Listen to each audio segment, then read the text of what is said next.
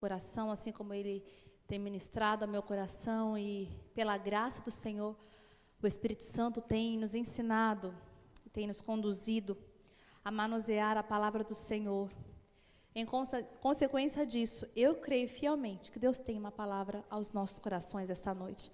Amém? Eu creio que Deus quer reverberar em nós um movimento do céu em nosso coração, no nosso entendimento, na nossa mente, para que nós venhamos cada vez mais transbordar mais do reino de Deus em tudo que nós fazemos. Amém? Porque eu creio que nós estamos no tempo do fim, eu creio que a vinda do Senhor Jesus está próxima, e é tempo que a igreja deve se colocar na brecha para ser cheia do Espírito Santo. A palavra de Deus fala que nos últimos dias Deus derramaria do Espírito Santo sobre toda a carne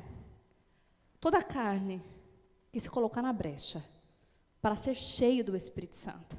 Porque nos últimos tempos, ou nós sejamos cheios do Espírito, ou nós sejamos cheios daquilo que não é do Espírito. Então nós temos que fazer uma escolha verdadeira diante de Deus, diante da igreja, e nos posicionar como participantes da família de Cristo. Amém? Abra sua Bíblia comigo, o livro de 1 Samuel, capítulo 1. Glória a Deus. 1 Samuel, capítulo 1. Dia das Mães, né? Eu fiquei ali com Deus, uma guerra, o que eu ia ministrar. Senhor, Dia das Mães, e o Senhor tem ministrado algo ao meu coração, acerca da igreja, acerca do povo de Deus, acerca da minha vida com Deus. E aprove o Senhor ministrar no Dia das Mães. Amém? Nós havíamos convidado o pregador para estar aqui esta noite, mas ele não pôde estar aqui esta noite, e aprove o Senhor estar aqui. Amém? E eu creio como ferramenta pela graça de Deus para ministrar a palavra ao teu coração. 1 Samuel capítulo 1 diz assim: Houve um homem de Ramataim Zofim, da montanha de Efraim, cujo nome era Eucana, filho de Jeroão, filho de Eliú, filho de Tou, filho de Zufi, Efrateu. E este tinha 2 mulheres. O nome de uma era Ana, e o nome da outra Penina. Penina tinha filhos, porém Ana não tinha filhos. Subia, pois, este homem da sua cidade, de ano em ano, a adorar e sacrificar ao Senhor dos Exércitos em Siló. E estavam ali os sacerdotes em Siló, e estavam ali os sacerdotes do Senhor, Ofni e Finéias, os 2 filhos de Eli.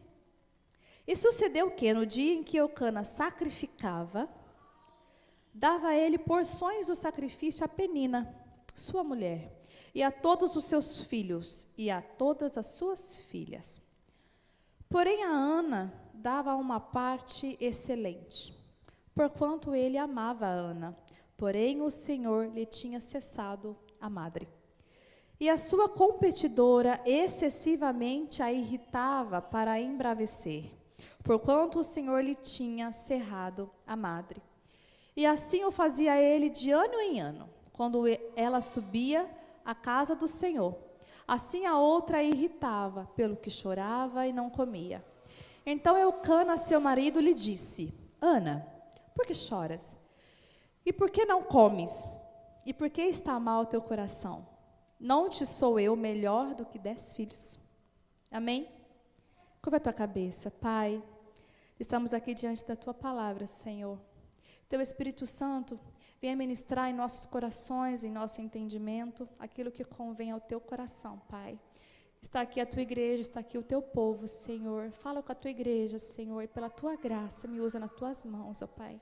Amém, Jesus. Amém. Os irmãos aqui já conhecem a passagem de Ana? Quem é que não conhece a história de Ana? Eu creio que a maioria aqui conhece a história de Ana. Eucana, seguindo o regimento daquela época, havia uma exceção para que ele tivesse 2 mulheres. A lei que regimentava aquele povo naquela época, como supostamente Eucana era fazendeiro e ele tinha muitas riquezas, ele precisava ter um herdeiro. Ele precisava deixar a sua herança para os seus filhos. Só que Eucana se casou com Ana. Ana era jovem, era bonita, era perfeita, era linda. E principalmente temente ao Senhor. Só que Ana, nós lemos aqui que Deus tinha cerrado a amada de Ana e ela não podia ter filhos. Então, em consequência disso, a exceção era que Eucana podia se casar novamente para que ele pudesse ter filhos e deixar a sua herança. Amém? E Eucana se casou com Penina e teve filhos. E nós lemos aqui que de ano em ano, Eucana subia para os átrios do Senhor para oferecer sacrifício, e ele fazia isso de ano em ano, para oferecer sacrifício. E quando Eucana sacrificava, como Penina tinha uma família maior, a Bíblia diz que Eucana dividia para os seus filhos, para as suas filhas, para Penina, sua mulher. Mas a palavra de Deus fala que para Ana, Eucana separava uma parte mais excelente. Eu entendo aqui que o fato de Ana ser estéril não era um problema para Eucana. Porque nós lemos aqui que Eucana amava Ana. Então a sua esterilidade não era um problema para Eucana. E por ele amar a Ana, ele dava a ela uma porção melhor daquilo que ele sacrificava ao Senhor. Ou seja, se para Penina ele dava um exemplo, né? 1/3, para Ana ele dava 3/3, ele dava a melhor parte para Ana, porque ele amava a Ana. Agora vamos pensar comigo aqui o seguinte: o que será que Ana tinha para que Eucana a amasse? Porque Eucana não estava com Ana por causa dos filhos, não. O que será que tinha em Ana, que Eucana amava tanto? Ele tinha seus filhos, supostamente amava Penina também, os seus filhos, mas nós lemos que Eucana amava a Ana. Ele tinha algo particular, algo mais peculiar com Ana.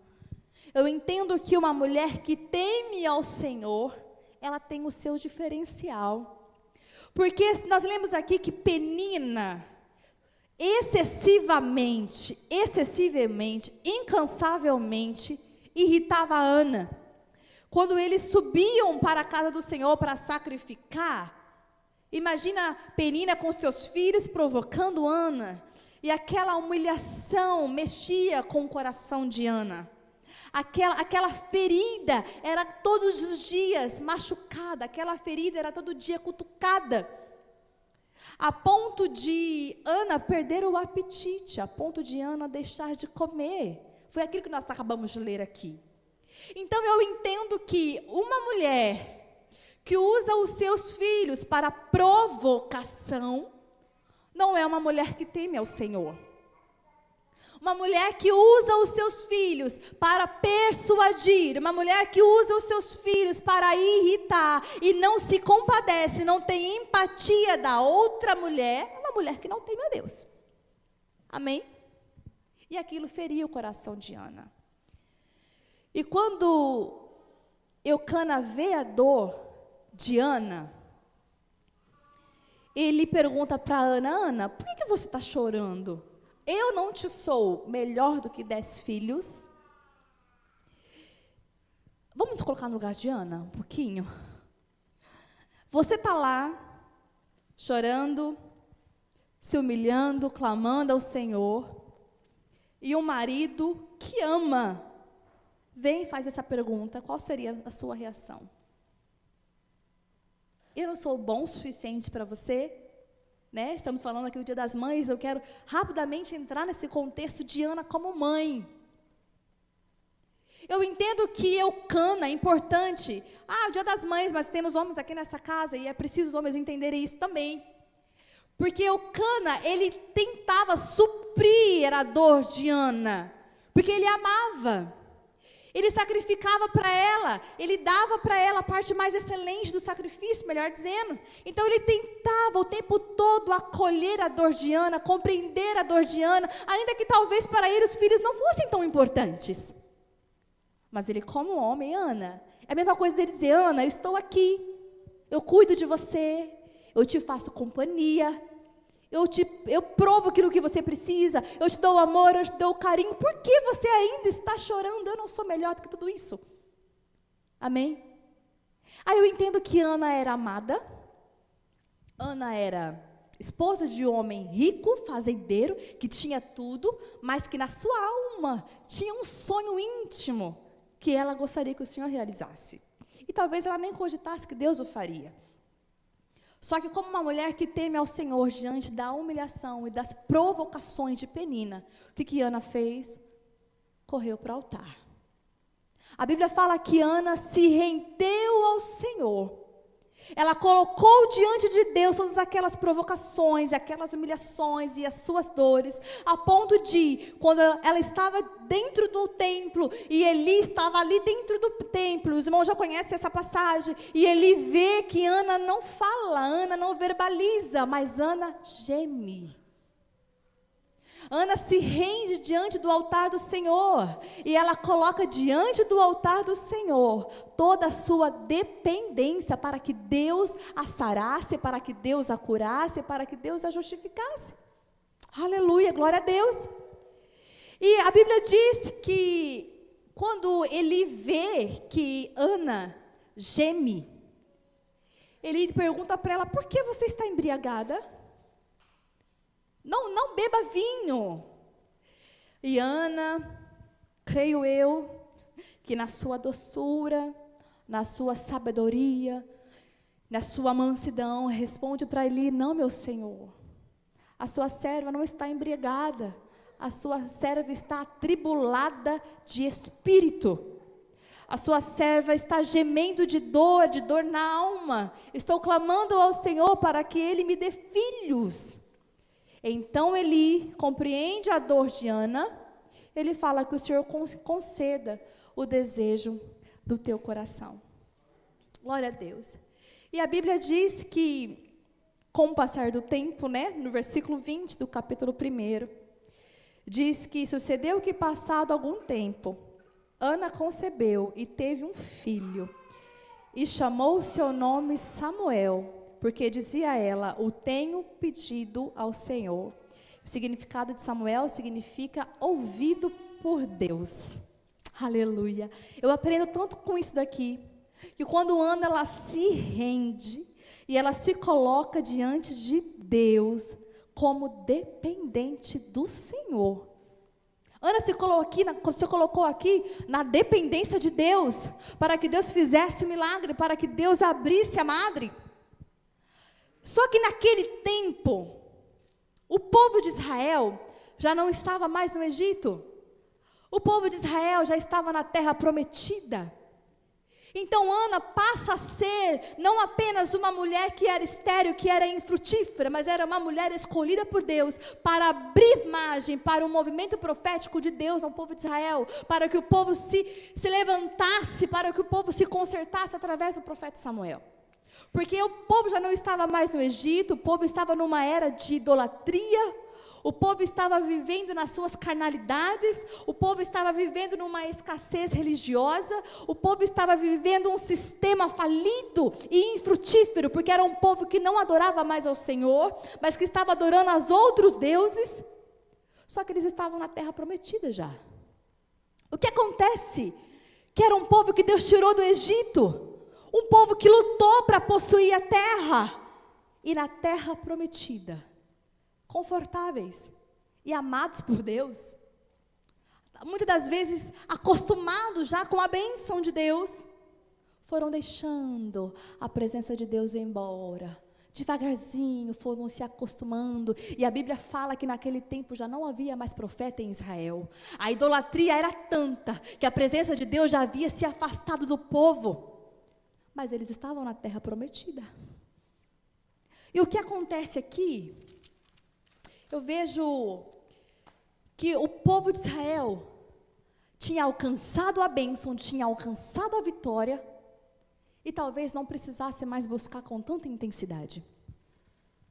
Ana aqui representa muito mais que uma mulher. Ana representa a igreja, o povo de Deus, que é amado por Deus, assim como Ana foi amada por Eucana, preferida de Eucana, amém? Honrada por Eucana, recebia de Eucana a melhor parte, assim como a igreja do Senhor. Igreja do Senhor amada por Deus, recebe a bênção de Deus, está muitas das vezes na terra prometida, mais acostumada, mais acomodada, mais morna. E o que acontece?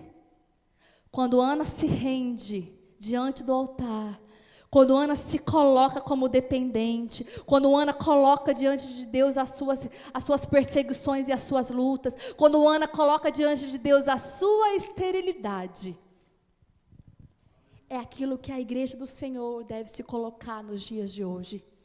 Assim como Ana, se render diante do altar do Senhor. E a Bíblia fala que quando Ana se colocou diante do altar do Senhor, ela fez uma oração. No versículo 11, ela disse assim: e voltou um voto, dizendo: Senhor dos exércitos, se benignamente atentares para a aflição da tua serva, e de mim te lembrares, e da tua serva te não esqueceres, mas a tua serva deres um filho varão, ao Senhor eu darei por todos os dias da sua vida, e sobre a sua cabeça não passará navalha.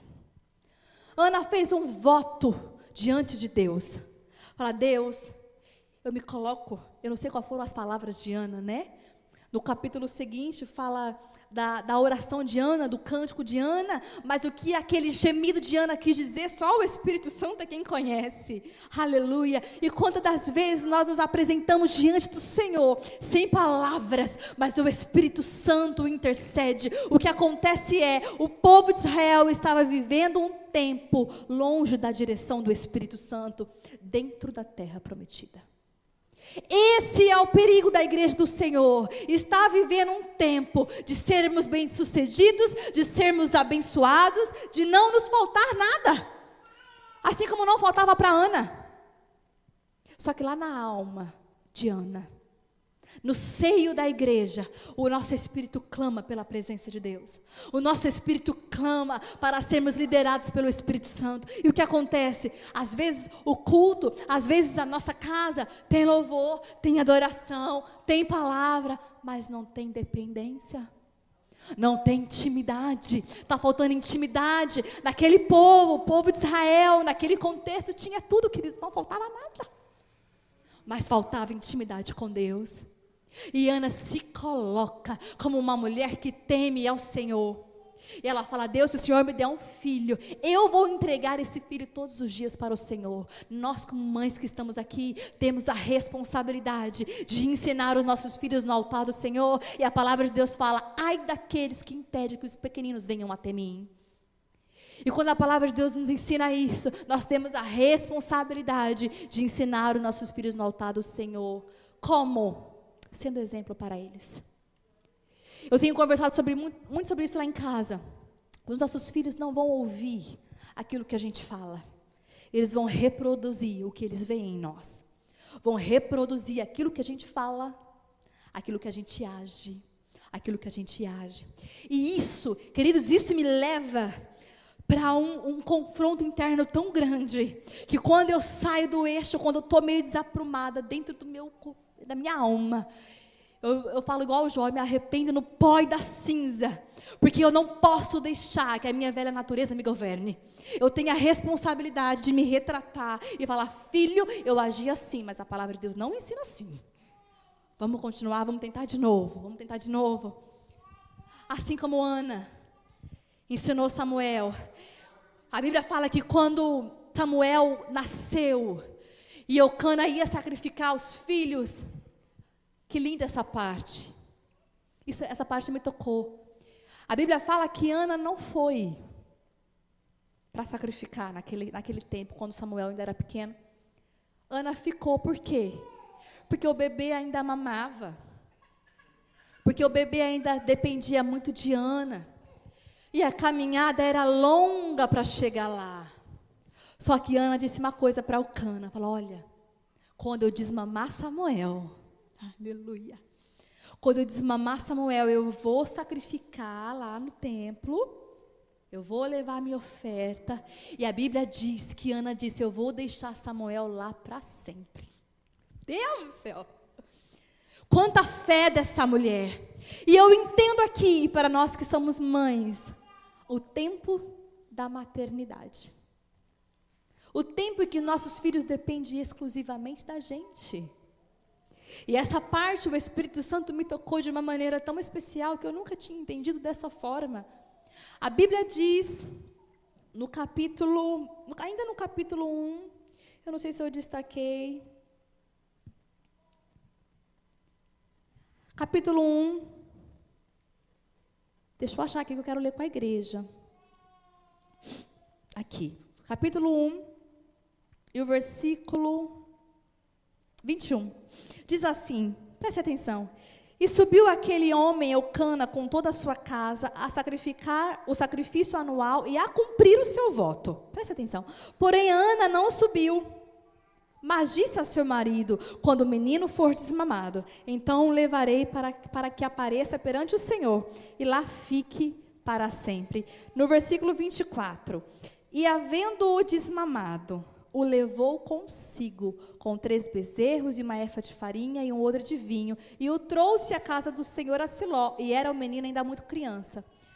O que está dizendo aqui? O tempo da maternidade. Quando eu falo o tempo da maternidade, é um tempo de entrega, por inteiro, das mães para os seus filhos, e muitas das vezes, isso pesa sobre nós, não é verdade? Às vezes um tempo de enfermidade, que demanda muito da mãe, um tempo de amamentação, que demanda muito da mãe, um tempo de ajudar na escola, que demanda muito da mãe. Mas deixa eu falar uma coisa para você, eles vão crescer, e talvez não dependa tanto mais da mãe, mas estará sobre os olhos dos outros, assim como Samuel esteve sobre o cuidado de Eli. Mas quando uma mulher que teme ao Senhor, uma mãe que teme ao Senhor, ela sabe da confiança que tem, ela sabe do voto que ela fez, ela sabe que o seu filho está nas mãos do Senhor, que ela o consagrou para Deus, ela sabe que pode estar longe dos olhos dela, mas está sobre os olhos de Deus. Aleluia, louvado seja o nome do Senhor Jesus. Então fique com essa palavra no seu coração. Vou abrir aqui um parênteses para as mães. Ensine os seus filhos na presença do Senhor. Se deleite sobre ele em oração, em intercessão, principalmente melhorando as nossas atitudes como mães. Ah, Raquel, mas não está bom? Sim. Eu quero dizer para você que é mãe, que você está fazendo um bom trabalho. Que Deus honra o seu esforço. Que Deus vê aquilo que ninguém vê. Que Deus entende aquilo que a gente não diz. Que Deus entende o nosso tempo de maternidade. Ana não pôde, naquele tempo, subir para sacrificar. E por muitas das vezes, nós que somos mães, nos cobramos tantas coisas, mas a palavra do Senhor veio aqui para me ensinar, para te ensinar. Há tempo para todas as coisas. O altar do Senhor vai estar lá. Outras pessoas vão cuidar dele. Se dedique para a tua casa. Se dedique para os teus filhos. Mas antes de tudo, eu tenho aprendido que Deus, Ele levanta pessoas e Ele chama pessoas para adorar ao Senhor. Uns falam em línguas, outros não falam, uns profetizam, outros não profetizam, uns gostam de pular, outros não gostam de pular, uns levantam as mãos, outros não levantam a mão. A questão é, Deus conhece o temor do seu coração, Deus sabe qual é a intensidade da sua entrega, desde que de dia e de noite, o seu espírito e a sua alma estejam diante de Deus, e você se coloque diante de Deus para ser um exemplo que arrasta a sua casa, para que você seja um exemplo que arraste os seus filhos. Dentro da tua casa, tem que ser o altar que você leva o sacrifício. A sua casa tem que ser o altar. Naquela época, o povo seguia o sacerdote para o sacrifício ano a ano. A nossa casa é o altar de sacrifício. E eu falei para o meu marido, acho que foi hoje, que foi ontem, ou é todo dia que eu falo, Deus, me ajuda a ter paciência, Senhor, está difícil às vezes conciliar todas as coisas, eu tenho tanta coisa para fazer. Mas eu quero dizer uma coisa para você. A Bíblia fala, eu não lembro o capítulo nem o versículo, mas eu vou falar para você, que você sabe a palavra de Deus, que a luz do justo é como a luz da aurora, que vai brilhando, brilhando, até ser dia perfeito. O que é isso? Hoje você corrige uma coisa aqui, amanhã você corrige outra coisa, e você vai melhorando, e você vai se esforçando, e você vai caminhando, e você vai se retratando, e você vai pedindo perdão, e você vai se humilhando, e você vai se arrastando, assim como Ana foi, até ser dia perfeito.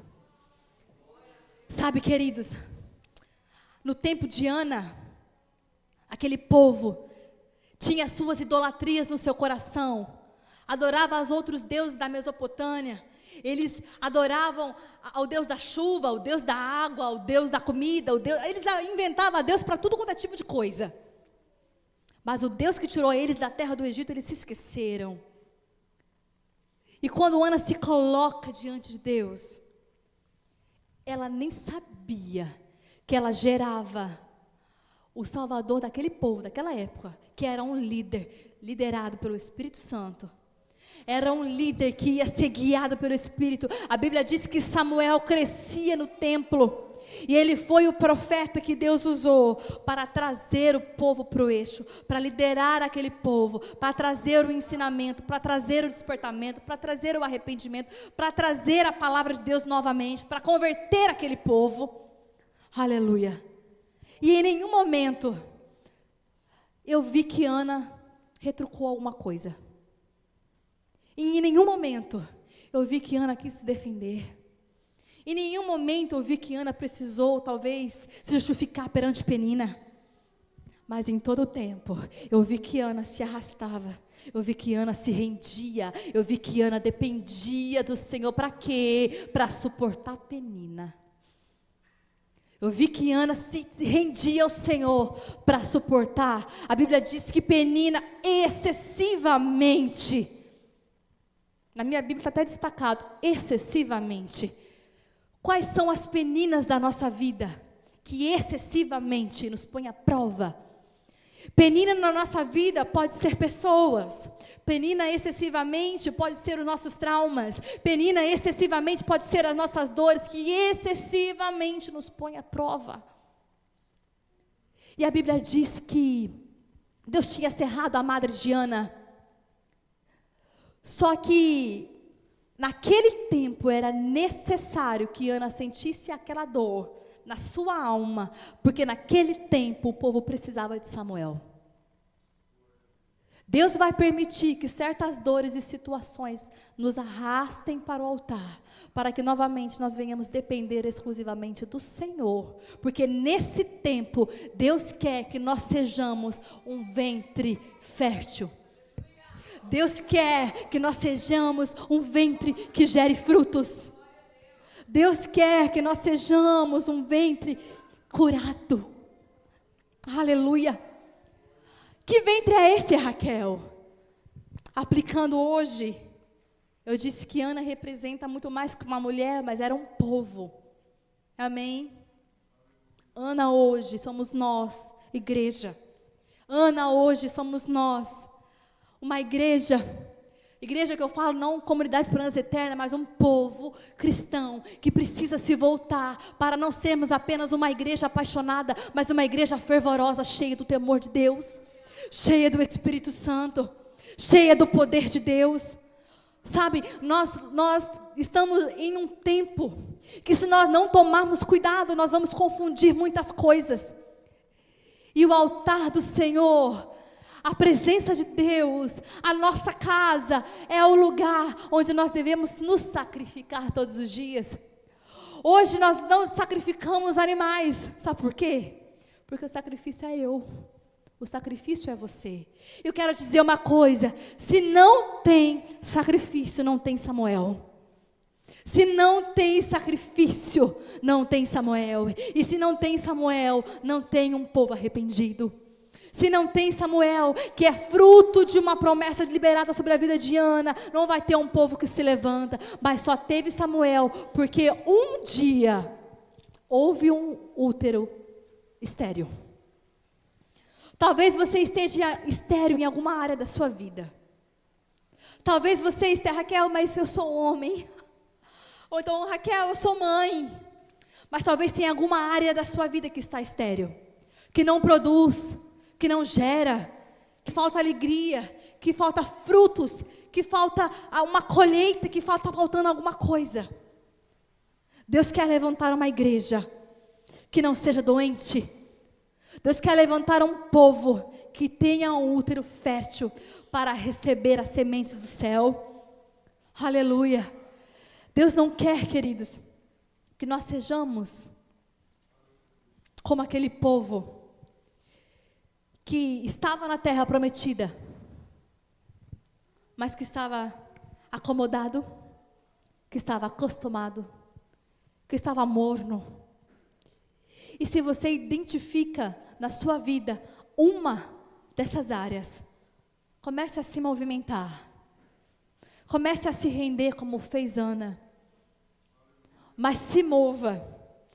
Raquel, mas eu sou cristã e eu não adoro outros deuses. Naquela época eles adoravam todo quanto é tipo de coisa. E talvez hoje os deuses do nosso coração, quem são os ídolos do nosso coração? Talvez se nós pensarmos, há ídolos dentro do nosso coração, sim, e muitos, não poucos. Raquel, que tipo de ídolos são esses? Aquilo que nós idolatramos demais, sabe?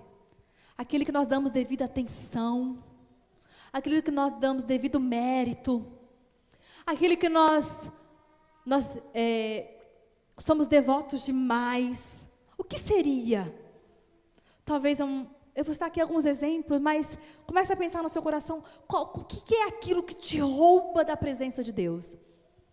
O que é? Nomeie aquilo que te rouba da presença de Deus, aquilo que te impede de orar, aquilo que te impede de ler a Bíblia, aquilo que te impede de ter um tempo de oração. O que é?